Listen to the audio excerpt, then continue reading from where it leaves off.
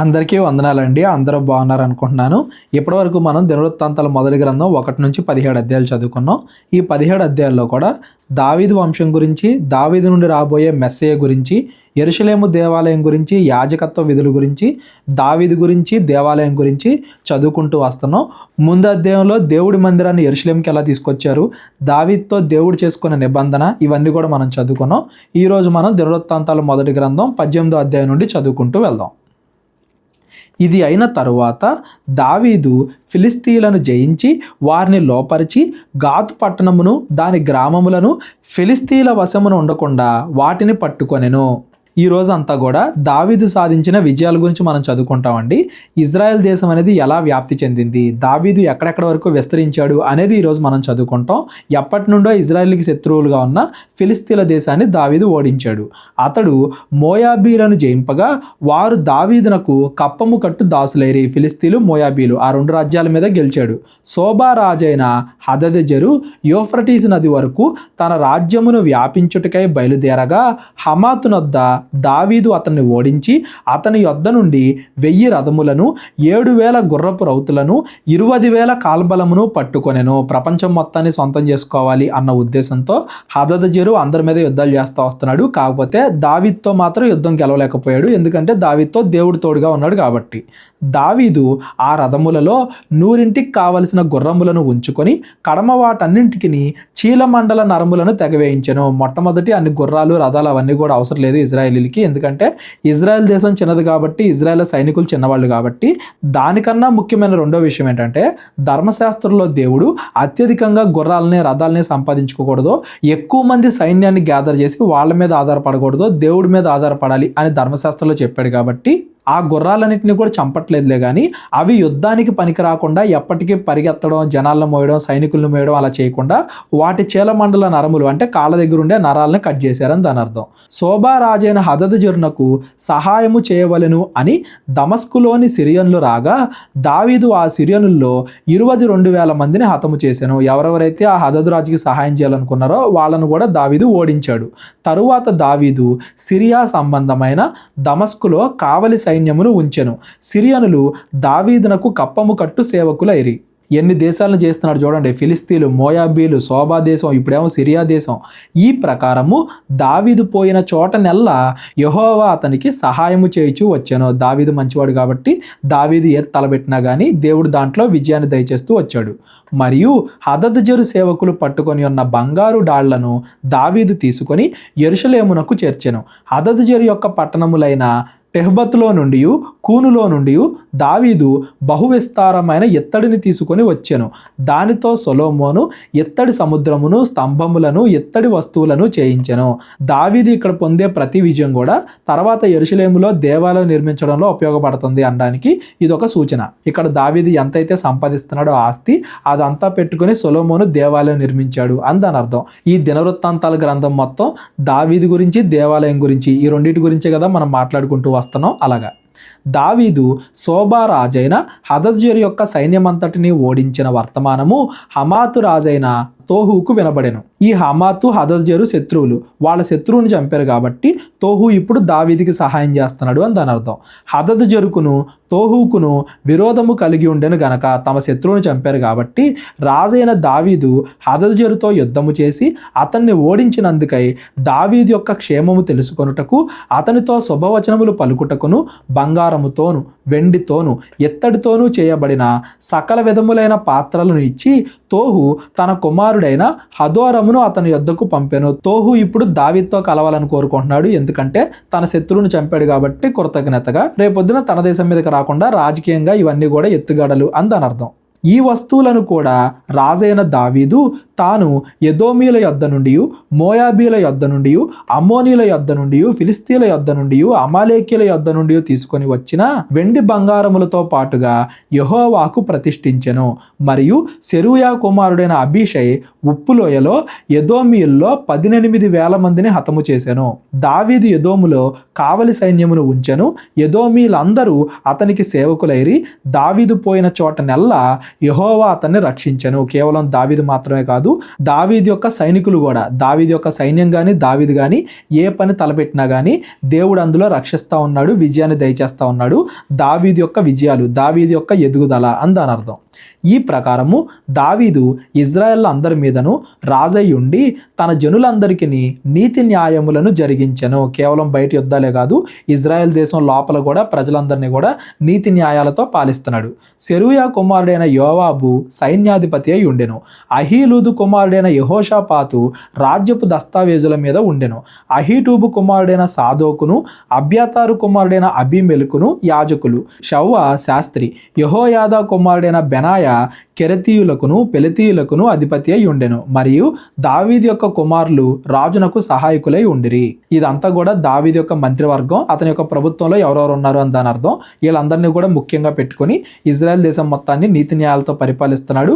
అలాగే ఇజ్రాయెల్ శత్రు దేశాలను కూడా నాశనం చేస్తున్నాడు అని దాని అర్థం. దావీదు విజయాల గురించి ఇంతగా దేవుడు ఎందుకు చెప్తున్నాడు అంటే, దావీదు ఫ్యూచర్లో రాబోయే మెస్సయ గుర్తు అని స్టార్టింగ్ నుండి మనం చదువుకుంటూనే వస్తున్నాం కదా. మెస్సయ స్థాపించబోయే రాజ్యం అలాగే విస్తరిస్తుంది. పరలోక రాజ్యం కోసం కనిపెట్టుకుని ఉండండి. ఆ పరలోక రాజ్యం కూడా అలాగే విస్తరించిద్ది. ఎవరైనా పరలోక రాజ్యానికి శత్రువులుగా ఉంటే వాళ్ళు నశిస్తారు అని ఫ్యూచర్లో రాబోయే మెస్సయ్యకి గుర్తుగా దావీదు విజయాల గురించి ఇక్కడంతా చెప్తున్నారు అని దాని అర్థం. ఇప్పటిదాకా చదువుకున్న దాంట్లో ఎవరికైనా ఏదైనా డౌట్ ఉంటే డిస్క్రిప్షన్లో నా నెంబర్ ఉంటుంది, కాల్ కానీ వాట్సాప్ కానీ చేయండి. దినవృత్తాంతాల మొదటి గ్రంథం 19వ అధ్యాయం. ఇది అయిన తరువాత అమ్మోనీల రాజైన నాహోషు చనిపోగా అతని కుమారుడు అతనికి మారుగా రాజాయను. అప్పుడు దావీదు హానూను తండ్రి అయిన నాహోషు నా ఎడల దయ చూపించెను గనుక నేను అతని కుమారుని ఎడల దయ చూపించదను అనుకొని అతని తండ్రి నిమిత్తము అతన్ని పరామర్శించుటకు దూతలను పంపెను. దావీదుకిని అమ్మోనీల రాజైన నాహోషుకి మధ్యలో ఏదో నిబంధన ఉంది. వీళ్ళిద్దరు కూడా అంతకుముందు ఏదైనా సహాయం చేసుకుని ఉండొచ్చు, ఒకరికొకరు సహాయపడి ఉండొచ్చు. మొత్తానికి వీళ్ళిద్దరి మధ్యలో కూడా ఒక నిబంధన ఉంది. అందుకని అతను చనిపోయినప్పుడు పరామర్శించడానికి అతని దేశానికి కొంతమందిని పంపాడు. అలాగే అతడు కుమారుడు రాజు అయ్యాడు కదా, అతన్ని కంగ్రాచులేట్ చేయడానికి కూడా. ఆ కాలంలో రెండు రాజ్యాలు కలిసి ఉన్నప్పుడు వాళ్ళ మధ్య సంబంధాలు బాగున్నప్పుడు ఇలా ఒకరు చనిపోయిన తర్వాత ఇంకోళ్ళు లేదా రాజులు మారినప్పుడు వెళ్ళి వాళ్ళని పరామర్శించడం అనేది మామూలుగా కామన్ విషయం. ఇప్పుడు కూడా ఎవరన్నా వేరే దేశం యొక్క ప్రధానులు మారినప్పుడు ఈ ప్రధాని వెళ్ళి అక్కడ వాళ్ళని సందర్శించడం, అక్కడ ప్రధాని వచ్చి ఇక్కడ వాళ్ళని సందర్శించడం అలా జరుగుతూ ఉంటుంది కదా. అలాగే ఇక్కడ కూడా జరుగుతుంది అని దాని అర్థం. దావీదు సేవకులు హానూనును పరామర్శించుటకై అమ్మోనీల దేశమునకు వచ్చినప్పుడు అమ్మోనీల అధిపతులు హానూనుతో, నిన్ను పరామర్శించుటకై నీ యొద్దకు దావీదు దూతలను పంపుట నీ తండ్రిని గణపరచుటకే అని నీవు అనుకొంటివా? దేశమును తరచి చూచి దాన్ని నాశనము చేయుటకే కదా అని అతని సేవకులు నీ యొద్దకు వచ్చి ఉన్నారు అని మనవి చేయగా, ఎవరెవరైతే ఆ హానూను దగ్గర ఉన్నారో వాళ్ళందరూ కూడా హానూనికి చెడ్డ మాటలు చెప్పి హానూనుని దావీదుకి వ్యతిరేకంగా తిప్పారు. ఇదిగో ఏదో పరామర్శించడానికి కాదు, దావీదు ఈ దేశం మీద కూడా దాడి చేస్తాడేమో, అందుకే తన సేవకుల్ని పంపించాడేమో, వాళ్ళు నిన్ను పరామర్శించడానికి కాదు వేగు చూడడానికి వచ్చారు అన్నట్టుగా దావీదు మీద వ్యతిరేక మాటలు చెప్పారు. ఆ మాటలన్నీ కూడా ఆ హానూను రాజు నమ్మాడు. హానూను దావీదు సేవకులను పట్టుకొని వారిని గొరిగించి వారి వస్త్రములు పిరుదులు దిగకుండునట్లు నడిమికి కత్తిరించి వారిని పంపివేశాను. వాళ్ళందరినీ కూడా బాగా అవమానపరిచాడు అని దాని అర్థం. ఇవన్నీ కూడా సమూయేలు పుస్తకాల్లో మనం చదువుకున్నాం కదా. మరలా ఇక్కడ చదువుతున్నాం కాబట్టి కొంచెం ఫాస్ట్గా చదువుతున్నా. ఎవరికైనా ఏమైనా డౌట్లు ఉంటే డిస్క్రిప్షన్లో నా నెంబర్ ఉంటుంది, కాల్ కానీ వాట్సాప్ కానీ చేయండి. దావీదు ఎవరినైతే పంపారో వాళ్ళందరినీ కూడా వీళ్ళు అవమానపరిచారు. ఆ మనుష్యులు ఇంటికి వచ్చుచుండగా కొందరు వచ్చి వారిని గూర్చిన వార్త దావీదునకు తెలియజేసిరి. వారు బహు లజ్జాకరాంతులై ఉండిరి గనుక వారికి ఎదురుగా మనుషులను పంపి, మీ గడ్డములు పెరుగుదు గనుక మీరు యెరికోలో ఉండి తరువాత రండని రాజు వారికి వర్తమానం పంపెను. వాళ్ళు ఇంకా అవమానానికి గురవకుండా మీ గడ్డాలు పూర్తిగా పెరిగేంత వరకు మీరు వేరే చోట ఉండండి అని చెప్పి మొదటగా వాళ్ళని ఆదరించాడు. ఇలా ఒక దేశం ఇంకో దేశం యొక్క దూతలను అవమానపరచడం అంటే శత్రువుగా ఆ దేశాన్ని చెప్పుకోవడమే. ఇప్పుడు అమ్మోనీలు ఇజ్రాయేలీలకి శత్రువులుగా మారారు కాబట్టి దావీదు వీళ్ళ మీదకి యుద్ధానికి వస్తున్నాడు అని దాని అర్థం. అమ్మోనీలు దావీదునకు తన యందు అసహ్యము పుట్టించితిమి అని తెలుసుకొనినప్పుడు హానూనును అమ్మోనీయులను అరామ్న హరాయిము నుండి సిరియా మైకా నుండి శోభా నుండి రథములను గుర్రపురౌతులను 2000 మణుగుల వెండి ఇచ్చి బాడిగ కుదుర్చుకుంది. బాడిగ అంటే వాళ్ళందరికీ కూడా డబ్బులు ఇచ్చి వేరే దేశాల నుండి సైనికులను తెచ్చుకున్నారు. ఎందుకు? దావీదుతో పాటుగా యుద్ధం చేయడానికి. 32,000 రథములతో వచ్చినట్లు జీతమిచ్చి మైకా రాజును అతని జనులను కుదుర్చుకొనిరి. వీరు వచ్చి మెదేబా ముందరి తట్టున దిగిరి. అమ్మోనీయులు తమ తమ పట్టణముల్లో నుండి కూడుకొని యుద్ధము చేయుటకు వచ్చిరి. యుద్ధం చేయడానికి వచ్చారు. అటువైపు నుండి దావీదు యుద్ధం చేయడానికి వస్తున్నాడు. దావీదు ఈ సంగతి విని యోవాబును సైన్యములోని పరాక్రమశాలు అందరినీ పంపెను. అమ్మోనీయులు బయలుదేరి పట్టణపు గవి యొద్ద యుద్ధ పంక్తులు తీర్చిరి. వచ్చిన రాజులు ప్రత్యేకముగా బయట భూమిలో యుద్ధమునకు సిద్ధముగా నిలిచిరి.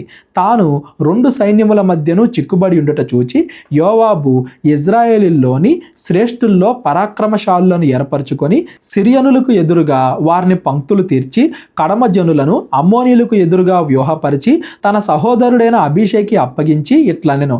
ఆ హానూను రాజు చాలా మంది సైన్యాన్ని అద్దెకి తెచ్చుకున్నాడు కదా, వాళ్ళు 2 రకాలుగా 2 వైపుల నుండి వస్తున్నారు. ఇజ్రాయెల్ మీదకి దావీదు మీదకి యుద్ధం చేయడానికి 2 వైపుల నుండి వస్తున్నారు. కొంతమంది ఏమో ఇటు నుండి వస్తున్నారు, కొంతమంది ఏమో అటు నుండి వస్తున్నారు. చాలా గొప్ప సైన్యం. కాబట్టి దావీదు యొక్క సైన్యాధిపతి అయిన యోవాబు కూడా ఏం చేస్తున్నాడు, తన సైన్యాన్ని కూడా 2గా విభజించాడు. తన సహోదరుడైన అభిషేని కొంతమందిని ఒకవైపు, యోవాబు ఇంకొంతమంది ఒకవైపు, ఒకళ్ళు వీళ్లతోనూ ఒకళ్ళు వాళ్ళతోనూ యుద్ధం చేయడానికి వెళ్తున్నారు అని దాని అర్థం. యుద్ధానికి వెళ్లే ముందు ఏం చెప్తున్నాడు అభిషేక్తో, సిరియనుల బలమునకు నేను నిలవకపోయిన ఎడల నీవు నాకు సహాయము చేయవలెను, అమ్మోనీల బలమునకు నీవు నిలవలేకపోయిన ఎడల నేను నీకు సహాయము చేయుదును. మన 2 వైపులా యుద్ధం చేద్దాం, ఒకరికొకరు సహాయం చేసుకుందాం అని చెప్పి వీళ్ళు కూడా వీళ్ళ ప్లాన్ వీళ్ళు వేశారు. ధైర్యము కలిగి ఉండుము, మనము మన జనుల నిమిత్తమును మన దేవుని పట్టణముల నిమిత్తమును ధీరత్వము చూపుదుము. యెహోవా తన దృష్టికి ఏది మంచిదో దాన్ని చేయునుగాక. వీళ్ళు ప్రయత్నిస్తున్నారు, భారం రిజల్ట్ దేవుడికి వదిలేశారు. ఎప్పుడైనా మనం అంతే చేయాలి. మనం కష్టపడాలి, మన ప్రయత్నం మనం చేయాలి, ఫైనల్గా ఫలితం అనేది దేవుడికి వదిలేయాలి.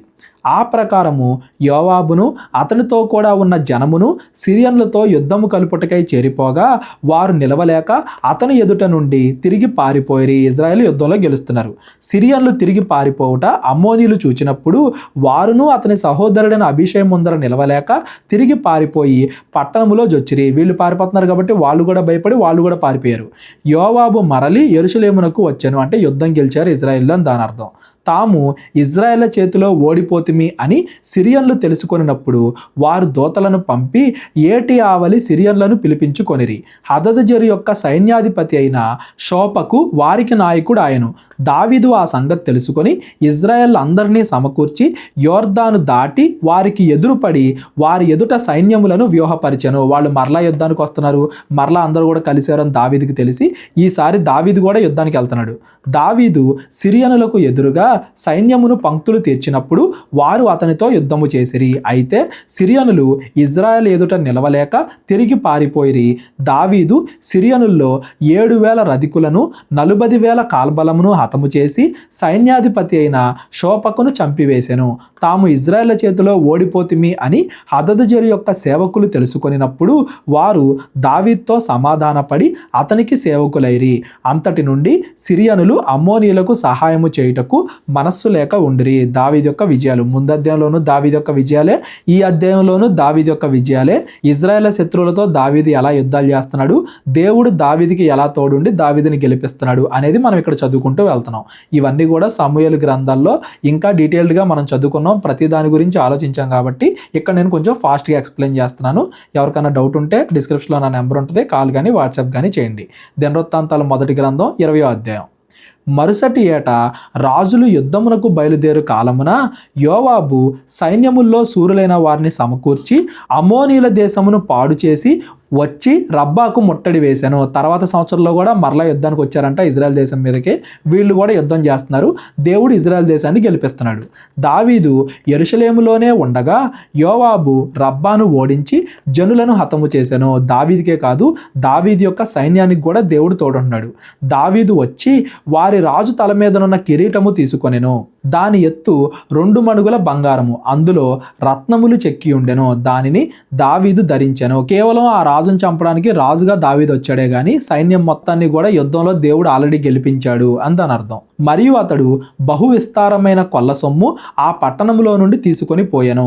దాని యందున్న జనులను అతడు వెలుపలికి తీసుకొని పోయి వారిలో కొందరిని రంపములతో కోయించెను, కొందరిని ఇనపదంతెలతో చీరించెను, కొందరిని గొడ్డలతో నరికించెను. ఈ ప్రకారము అతడు వాడు అమ్మోనీల పట్టణములన్నింటికి చేసెను.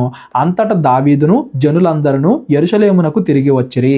ఇవన్నీ కూడా ఈ కాలంలో మనకి వినటానికి కొంచెం విచిత్రంగా ఉంటే, ఆ కాలంలో యుద్ధాలు అలాగే జరిగేవి. దేవుడు ఇజ్రాయెల్ దేశాన్ని ఉపయోగించుకొని ఎవరెవరైతే చెడ్డ క్రియలు చేస్తున్నారో వాళ్ళందరికీ కూడా తీర్పు తీరుస్తున్నాడు అని దాని అర్థం.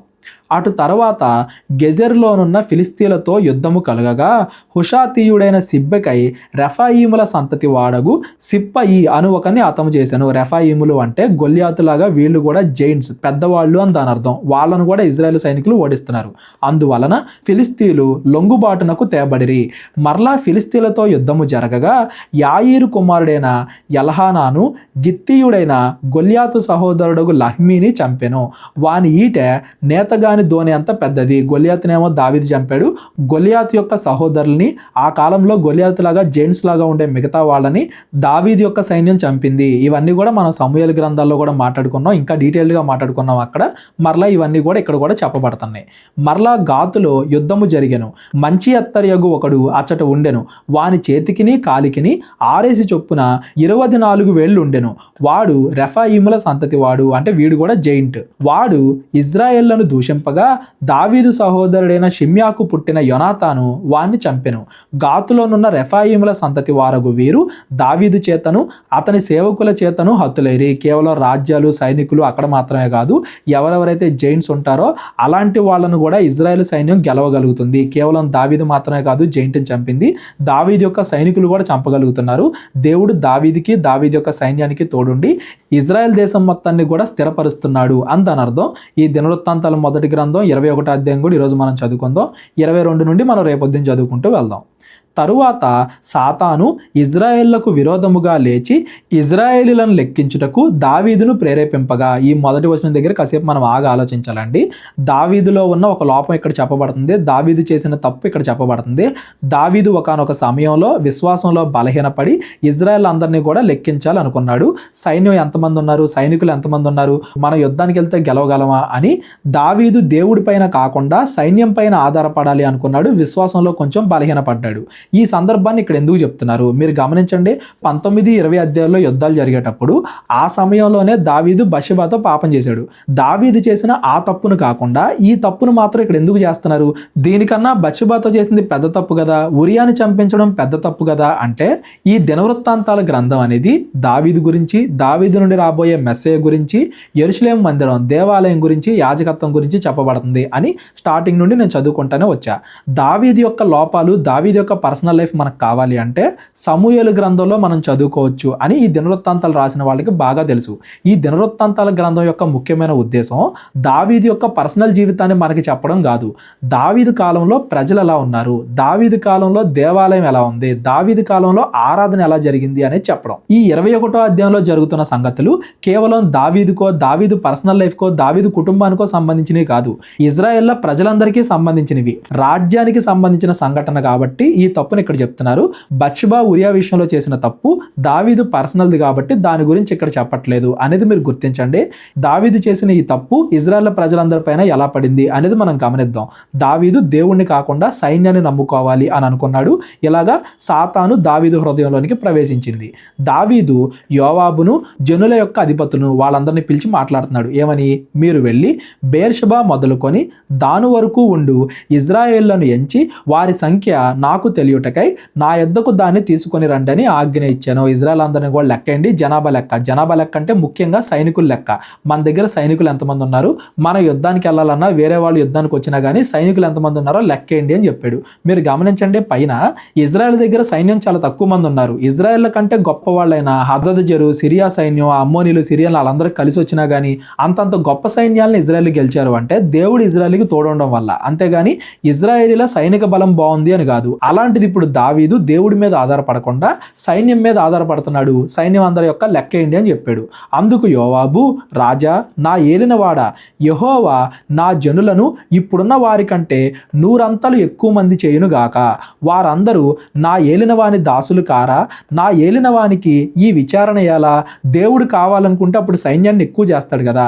ఇప్పుడు ఎందుకు నువ్వు అంత బాధపడి సైనికులు ఎంతమంది ఉన్నారో లెక్కేమని చెప్తున్నావు? ఈ విచారణ ఎలా అని చెప్పి యోవాబు కూడా దావీదుకి సలహా ఇచ్చాడు. హెచ్చరించాడు. యోవాబు విశ్వాసంలో మరీ అంత మంచివాడేం కాదు అని చెప్పి మనం సమూయేలు గ్రంథంలో చదువుకున్నాం.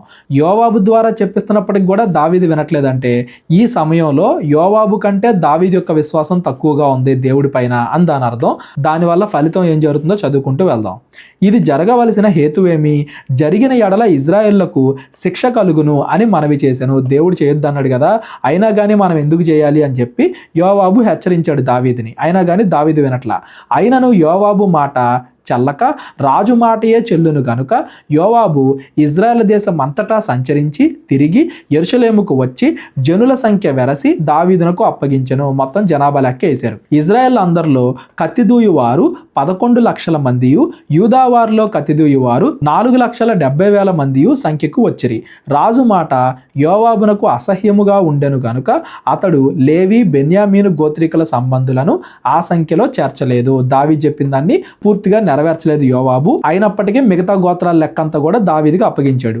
ఈ కార్యము దేవుని దృష్టికి ప్రతికూల మగుట చేత, దావీదు ఇలా చేయడం అనేది దేవుడికి కోపం పుట్టించడం చేత ఆయన ఇజ్రాయేళ్లను బాధ పెట్టెను. దావీదు, నేను ఈ కార్యము చేసి అధిక పాపము తెచ్చుకొంటిని, నేను మిక్కిలి అవివేకముగా ప్రవర్తించి తిని, ఇప్పుడు నీ దాసుని దోషము పరిహరించుము అని దేవునితో మొరపెట్టగా, ప్రభువా ఇదిగో నేను తప్పు చేశాను కదా అని చెప్పి దావీదు ఇప్పుడు పశ్చాత్తాపడుతున్నాడు. దావీదులో ఉన్న ఒక మంచి లక్షణం, ఎప్పుడు తప్పు చేసినా కానీ పశ్చాత్తాపడతాడని మనం చదువుకుంటూ వస్తున్నాం కదా.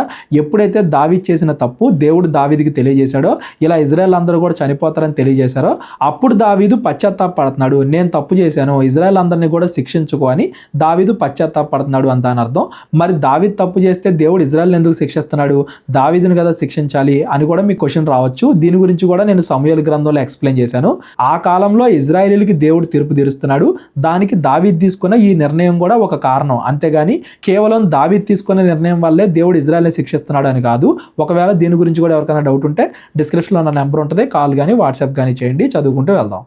యెహోవా దావీదునకు దర్శకుడగు గాదుతో ఈలాగు సెలవిచ్చెను, నీవు వెళ్ళి దావీదుతో ఇట్లనుము, యెహోవా సెలవిచ్చినది ఏమనగా 3 విషయములు నేను నీ ఎదుట ఉంచుచున్నాను. ప్రవక్తతో దేవుడు మాట్లాడిస్తున్నాడు. ఏమని?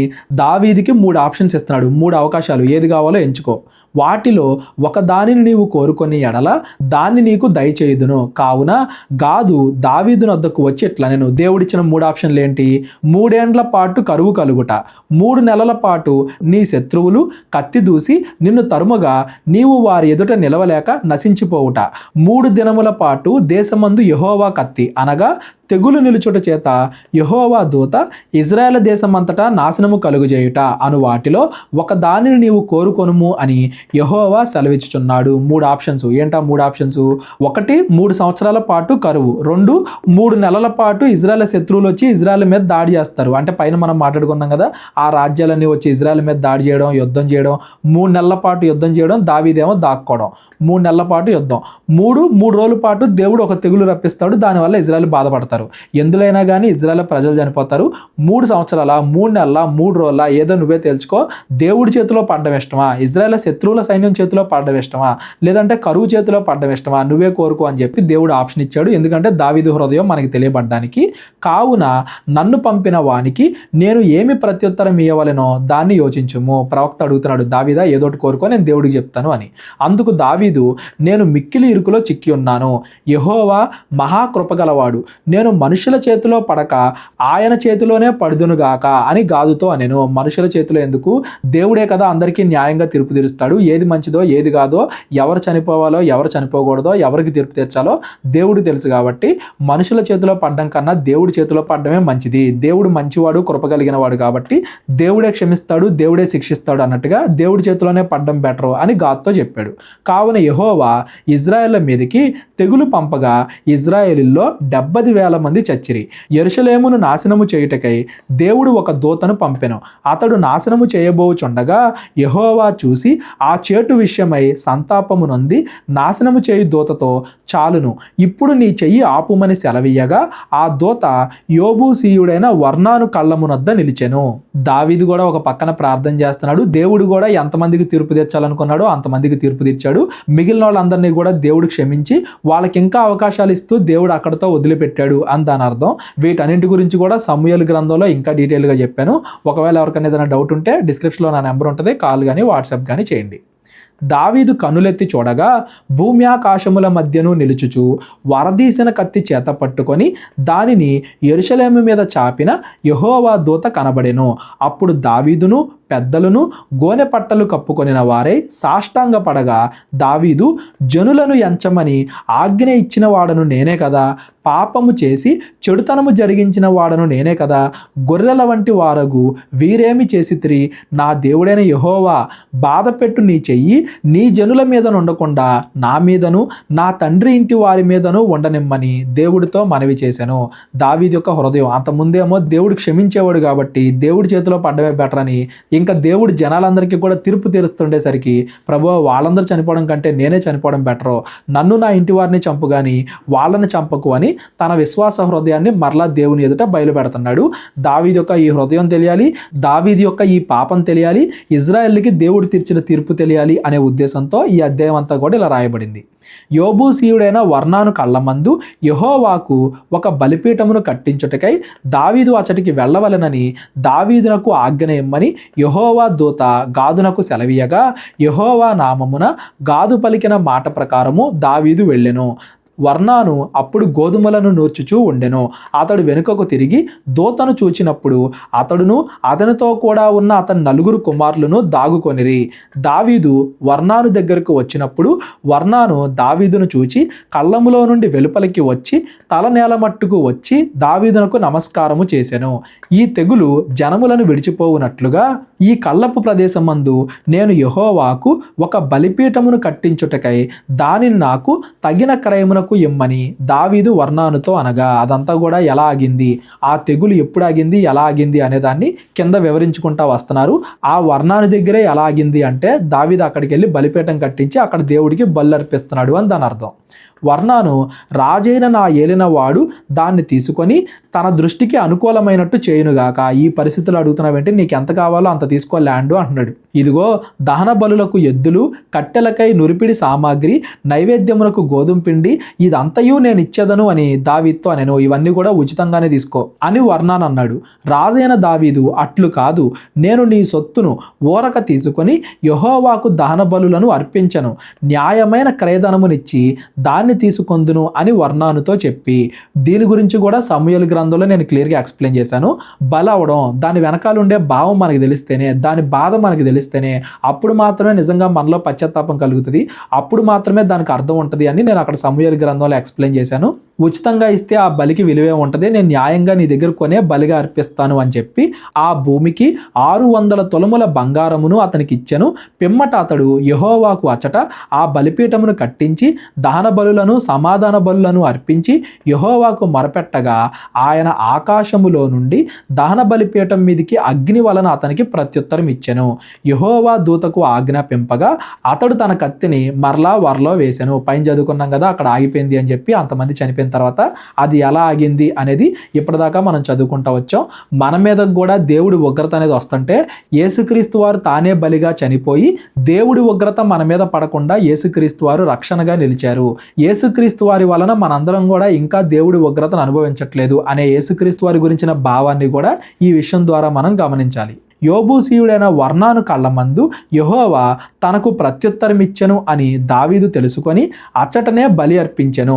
మోషే అరణ్యమందు చేయించిన యెహోవా నివాసపు గుడారమును దహన బలిపీఠమును ఆ కాలమందు గిబియోనులోని ఉన్నత స్థలమందు ఉండెను. దావీదు యెహోవా దూత పట్టుకొనిన కత్తికి భయపడిన వాడై యెహోవా యొద్ద విచారించుటకు ఆ స్థలమునకు వెళ్ళలేక ఉండెను. అక్కడ దేవుడు అగ్నితో దిగి ప్రత్యుత్తరం ఇచ్చాడు కదా, దానికి భయపడి దావీదు ఇంకా ఆ స్థలంలో కాకుండా వేరే స్థలంలోనే బలర్పించాడు తన జీవితం మొత్తం కూడా అని దాని అర్థం. అలాగా దావీదు చేసిన తప్పు, దావీదు పశ్చాత్తాపడిన విధానం, దావీదు యొక్క హృదయం, ఇవన్నీ కూడా ఈ అధ్యాయంలో మనకి తెలపబడ్డాయి. దావీదు గురించి మనం చదువుకుంటున్నాము అంటే కేవలం దావీదు గురించి కాదు, దావీదు ద్వారా ఇజ్రాయెల్ అందరికీ రక్షణ కలిగే ఫ్యూచర్లో రాబోయే మెస్సే గురించి. ఒకవేళ దావీదు వల్ల ఇజ్రాయేలీలకి హాని జరుగుతుందనుకో, దేవుడు దావీదుని శిక్షించాడు. ఒకవేళ ఇజ్రాయేల్ ఇజ్రాయేలీల వల్ల ఇజ్రాయేలీకి హాని జరుగుతుంది అనుకో, దేవుడు ఇజ్రాయేల్ని శిక్షించాడు. పైనంతా కూడా ఇజ్రాయెల్ దేశానికి దావీదుకి దేవుడు ఎలా తోడున్నాడని మనం చదువుకున్నాం. ఈ 21వ అధ్యాయంలో ఇజ్రాయేలీల్ని దావీదుని దేవుడు ఎలా గద్దించాడు అనేది మనం చదువుకున్నాం. ఫ్యూచర్లో రాబోయే మెస్సయ్య యొక్క పరలోక రాజ్యం కూడా అలాగే ఉంటుంది. దేవుడు ఆ రాజ్యాన్ని కాపాడుతాడు, నిత్యము ఉంచుతాడు. ఒకవేళ జనాలు తప్పు చేస్తే వాళ్ళకి తీర్పు తీరుస్తాడు, వాళ్ళు పశ్చాత్తాపడితే దేవుడు వాళ్ళని క్షమిస్తాడు అని పరలోక రాజ్యం యొక్క సంగతులు మనం తెలుసుకోవడానికి ఈ దినవృత్తాంతాల గ్రంథంలో ఈ అధ్యాయాలన్నీ కూడా రాయబడ్డాయి అనేది మీరు గమనించండి. ఈరోజు చదువుకున్న అధ్యాయాలన్నీ దావీదు యొక్క విజయాల గురించి చదువుకున్నాం కదా.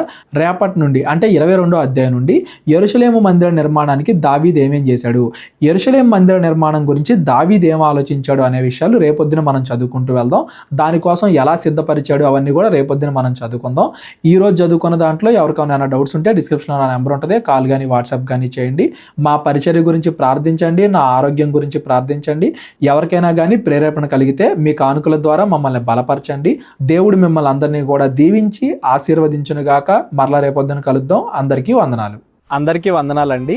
కేవలం 30 వీడియోస్లో బైబిల్ నేర్చుకోండి అనే ఎంతో విలువైన ఈ కోర్స్ జస్ట్ ₹1 మీకు కావాలి అంటే మీ పేరు, మీ ఊరు ఈ నెంబర్కి వాట్సాప్ చేయండి. ఈ కోర్సులో ఏ విషయాలు ఉంటాయో ముందుగానే తెలుసుకోవడానికి ఈ వీడియో పాస్ చేసి టాపిక్స్ అన్నీ చదువుకోండి. క్రైస్తవులందరూ ఈ బైబిల్ కోర్స్ వినాలి అని మేము కోరుకుంటున్నాం. అందరినీ దేవుడు దీవించునుగాక. ఆమెన్.